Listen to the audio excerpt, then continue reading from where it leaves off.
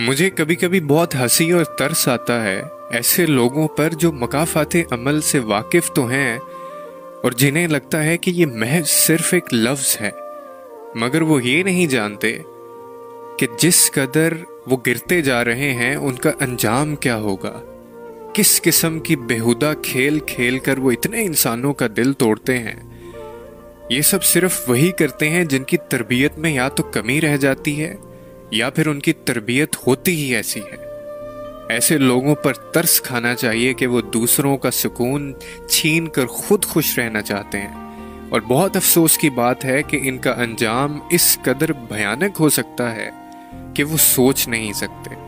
अल्लाह की पकड़ कितनी सख्त है वो जल्द ही जान जाते हैं।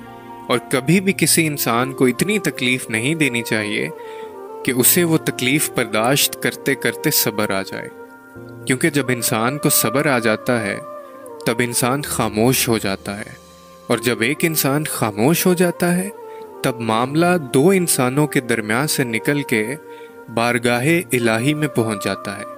मुझे बहुत हैरत होती है ऐसे लोगों को देखकर जो दूसरों का दिल दुखाकर चैन की नींद सोते हैं।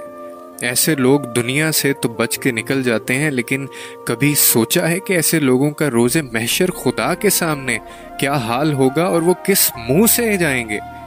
तब खुदा से छुपकर कहाँ भागेंगे? यकीन जानो ऐसे लोगों का अंजाम बहुत बुरा होगा। और तब तुम कहोगे कि उस वक्त की तकलीफ में अल्लाह की कितनी बड़ी मसलहत थी कि एक तकलीफ इंसान का मुकाम बढ़ा देती है और सब ठीक हो जाता है।